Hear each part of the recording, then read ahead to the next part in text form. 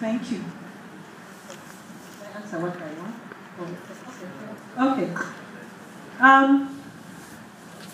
Well, that's a very broad question. But I think I would answer is write your truth. Write your experience of your world and your understanding of the world as it seems true to you. And I don't mean that you can write about the truth in fiction. And I think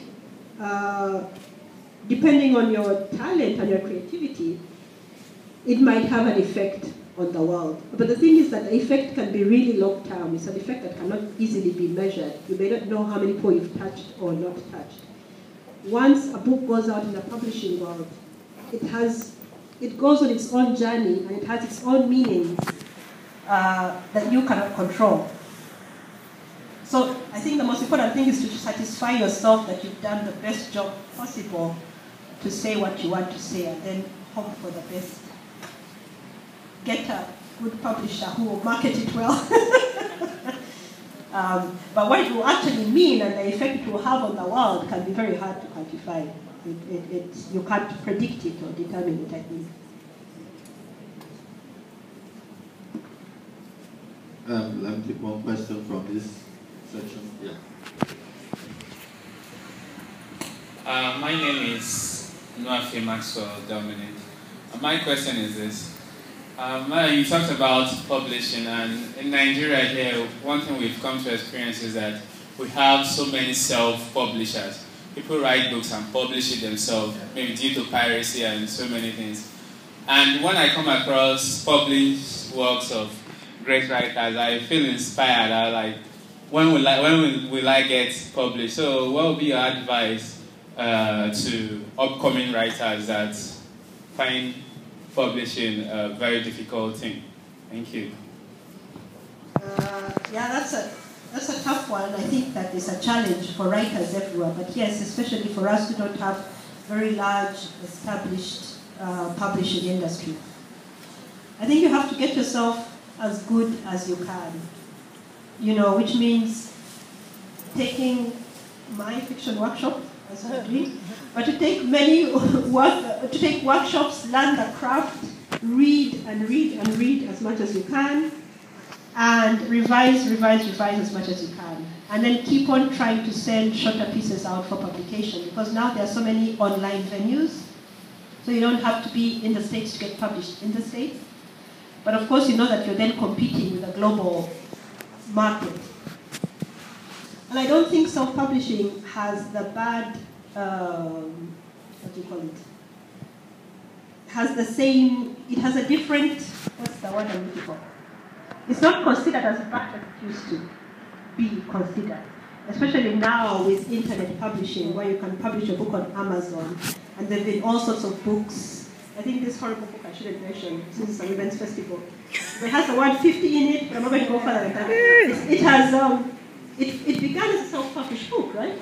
Yeah, and it has created this whole wave.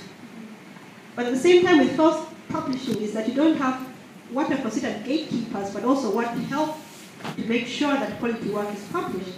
Good editors and maybe agents to pick up the good books and try to sell them. So I think what you can only do for yourself is try to get as good as you can through a lot of practice. There's this book called, is it called The Outliers? Malcolm Gladwell. He did this study on all these people who are good at what they do. And they found out that if the people who spent 100,000 hours were the best, whether it was in sport or in writing or whether it was Bill Gates or whatever, it's just the amount of time that you put in.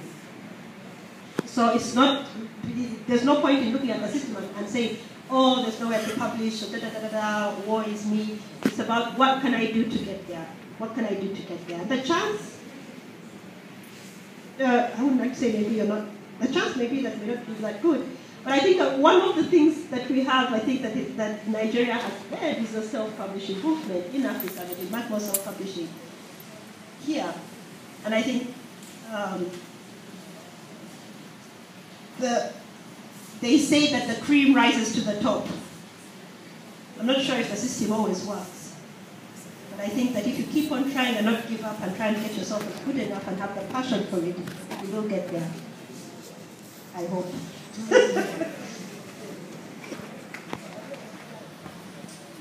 Yeah, we have about 7 minutes left. So you should also talk to this gentleman afterwards. I'm sure he'll give you a lot of good tips on that. I'm not sure about it. Yes, sir. Yeah, good evening. My name is Odile. From your brief and your background, women emancipation is one of your priorities. Having traveled very far and wide in Africa, what will you do to encourage, one,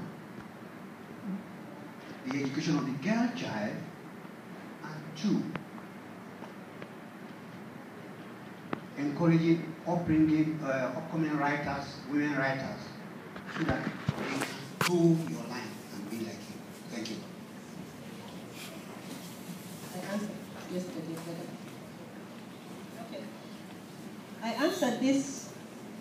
Basically, you're asking how can I create competition for myself.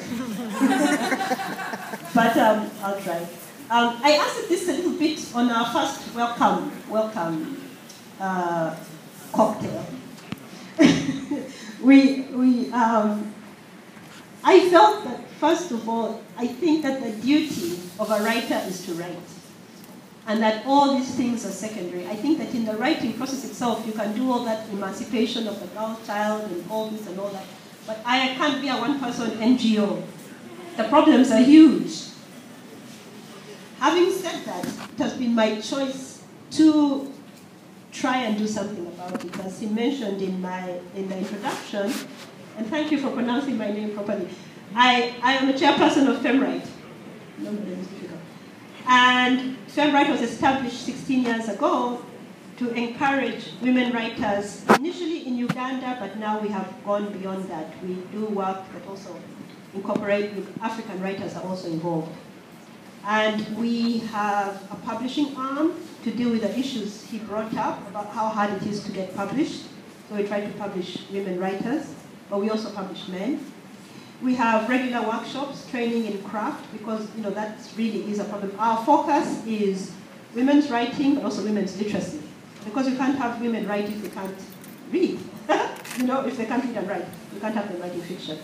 So we go into schools and we do all sorts of other things.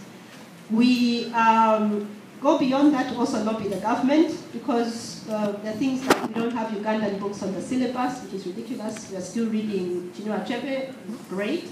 But we also need to read a few Ugandan writers. We want to feel that, yes, Ugandans actually do know how to write, not just West Africans. So lobbying is part of what we do, and workshops, and then going into schools, and also just doing all the kind of things that I've been doing, writing articles about the importance of the arts. But I think our very presence, is encouraging to others that this can be done. I think for me it was a big difference when I left the US and came to Uganda, and people see me around. I don't mean to make myself so great, but I think I encourage many people just by being there, and they can see that you can be a writer and make a living and do your thing and be happy. I think we have time for one more question. There's a lady at the back, and I think we'll end with her. So, yeah.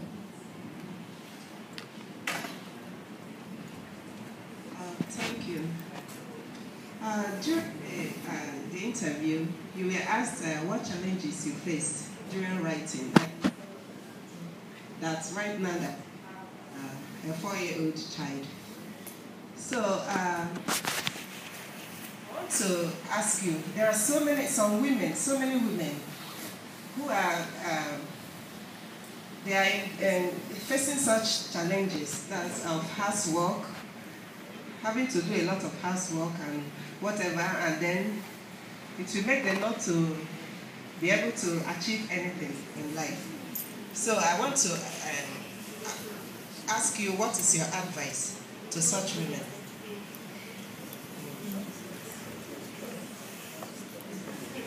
They have to stop doing housework.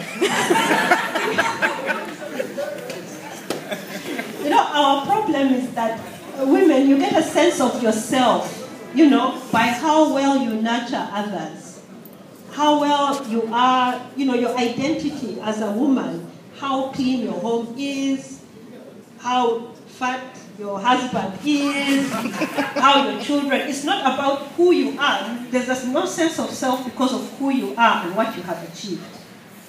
So for that to change, I think is again, like I said, seeing role models of people who are doing that. And I know what I've said is very, people already consider me a bad woman to say that, you know, don't do housework.